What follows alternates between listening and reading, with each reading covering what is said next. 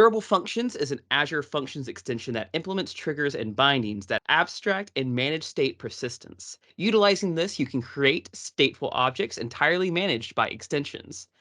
Well, that was just a quick overview of Azure Durable Functions. However, luckily for us, in today's video, we have author of Azure Durable Functions Succinctly and gold winner of the 2023 Succinctly Readers Award, Massimo Bonanni, who will give us a great insight into durable functions into Azure. But first, I just want to ask, Massimo, how are you doing today? Thank you for joining us. Thank you. I'm very proud to be here. I'm very proud for the prize. I'm very, it's a dream for me, so it's perfect. I am Massimo. I'm living in Italy, near Rome, and I am a Microsoft technical trainer. I work in Microsoft, and I talk to our customers and our partners about Azure. So yeah, just I talk all the day. So for an Italian guy, it's perfect talking to all the day. Could you then provide us a quick summary of your ebook and maybe a little bit of insight into what Azure Durable Functions really is? Yeah, it's simple. Azure Durable Function is an extension on Azure Function. They are very interesting because they allow you to create stateful operations, stateful solution on a serverless framework that natively is stateless. So it's very interesting because it is an extension. It's a great example of an extension of this extension of the extensibility of the function. Allow you to create complex solution with a few line of code. So it's very, very interesting. I suggest all the people to take a look. So probably I'm not sure that is the right solution in your scenarios, but look at them. You can find some interesting thing.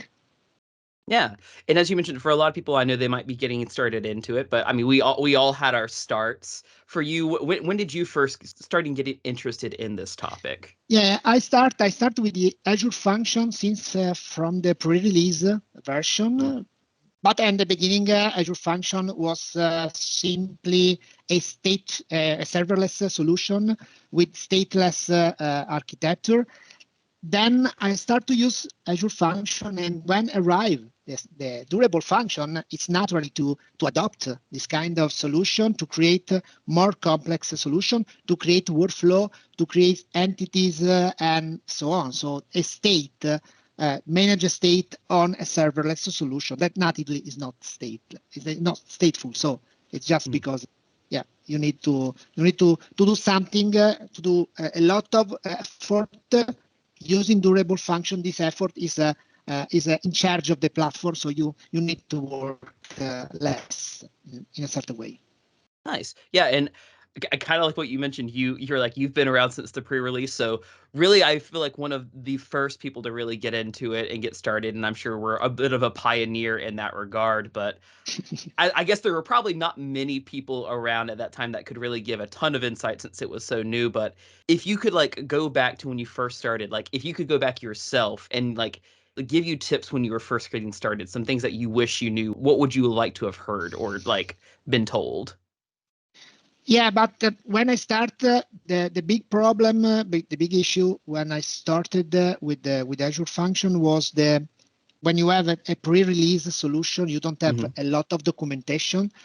So it's up to you to discover new feature. If you arrive to the Azure Function now and Durable Function now, you have a lot of documentation. So the problem is the inverse. So you have a lot of documentation. You need to find the right way. In big documentation, you need the right samples between a lot of samples. So yeah, it's completely different. But if I need to suggest something now, start with the practice. Try to do something. And when you do something, you encounter problems. You need to fix the problem. You go to the documentation, and that's all. So it's like a journey. You start from the beginning, from the creation of something, and while you step ahead, you can find some problem. You can solve them using documentation. Yeah. Yeah. And like you're saying, kind of while you're creating those documentations, you're kind of learning while you're doing that. Just curious, while you were writing this book, was there anything that you personally learned? Yeah, because first of all, to write the book, I need to create some demos, some samples. So while I created the samples, I need to fix some little issue. I need to find a different way to implement something. So this is the first thing I learned during the book. And for me, as Italian people, writing a book in English is something that allow me to improve my English. And yeah, I can conjugate the English with the technology part. So creating the samples, creating the solution. And also during the book, I create a couple of architecture that I use after the book in my demos, in my sessions, and in my deliveries every day. So it's perfect. Nice. Like that's great hearing that, like you're saying, like even taking some of that knowledge that you learned while writing, and like you said, you have been using it since. So I think that's great. Just kind of get a show of like, not only will the readers get a lot of information from this book that they can take moving forward, but the author themselves has even like been able to implement and like future projects. Yeah. Is there anything in particular that you know that you've used it in, or any of the specific skills that you had taken from what you'd learned and implemented? No, there is not specific. Okay. The Azure function is code, so you need to be a programmer probably. And yeah, as I mentioned, I used the thing I learned during the book because I use the solution, the samples, even in my deliveries. So it's yeah. Nice. And just kind of getting an insight to the author's thought process when creating this book, what was the inspiration of picking Azure Durable Functions as something that you wanted to write about? There is two things. The first one, writing a book, especially writing a book in general, but especially in English, is a challenge. I like the challenges, so it's a way. And the second, when I start to write a book for Durable Function, there were not so much documentation for people that develop a Durable Function. So for me, it was a challenge and also a way to help other people to study the durable function. Now the documentation is very large, but when I created 2 years ago, more or less, the documentation was very, very, very simple. So yeah. Nice.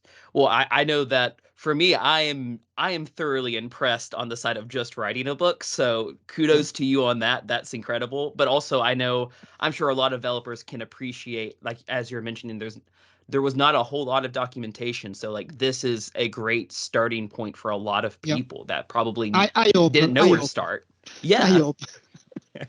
No, I bet so. Well, I mean, and to that same point of like people probably would find this in like exceedingly helpful, and I'm sure people already have, but like out of the book, what would you say are like 3 key pieces of information that you think that readers would really take away after reading? Yeah, as I said before, if you look at the durable function is an extension on Azure Function. It is an open source project, so you can go in the repository of the durable function and look how you can implement your own extensibility. So this is the first big example of extensibility for Azure Function. The second one, if you want to use the durable function in your solution, remember durable function is created by reliability. So if you're looking for performance, probably is not the right solution. Think before you use, because the risk is that you implement a big solution and in the end you say, hey, it's not the right solution. So think before you start. And then one of the aspect of the durable function, one of the feature of durable function are durable entities that allow you to create a solution that manage for you the concurrency operation. So this is a good way to manage the concurrency. Concurrency is one of the problem you have when you create a solution, especially for the cloud, because probably you have a lot of users that use your application. So yeah, I suggest you to look at durable entities because there is a chapter in the book related to the durable entities. So a great approach. I am an old man, and there is a pattern that has the same age that me. that is called actor model. I like the actor model, and durable entities is quite similar. So for people that are the same, my same age is a great remember on the past. So yeah. Nice. Well, I mean, to me, I think those are great. And like, I mean, even like you're saying, like the like kind of planning ahead. I think that's like always great to remember and like almost all aspects. Like Yeah. I know for me, like I do like most of the videos here at Syncfusion, and I feel like I can very much relate to the like planning ahead or really thinking on like what you're doing can kind of save you some time in the end. So I think that's great for any reader, any person on any like spectrum to always remember. But I know you mentioned like things that you really think would be good to focus on. Do you have any resources of your own that you would recommend for other readers to read, maybe after they've gone through the book and would like to kind of continue to learn more? Do you like any like blog pages of yourself? Yeah. First of all, if you don't did before, download the book. First of all, Yes. Yes, no, definitely. First step. Yeah. I'm curious about the feedback. So if you have any feedback, you can find me on LinkedIn. LinkedIn is the main social I use because it's a technical social. Second one, I have a profile in GitHub. You can find a lot of demos about durable entities on GitHub repo. And third one, sometimes I write posts on Dev2. Dev2 is a programmer platform that allow you to write post. Sometimes I write something on Dev2, but LinkedIn and GitHub is the main resources for what I write. So Excellent. And for everyone who is watching, we will be including links to all of yeah, this in the description absolutely. below, as well as a link, as we mentioned, to the ebook itself, so you can go check that out. But Massimo, those are most all of my questions for today. But before we close out, I do want to just check, do you have any closing notes that you would like to share with the viewers? No, I would like to thank all the people that voted me my book.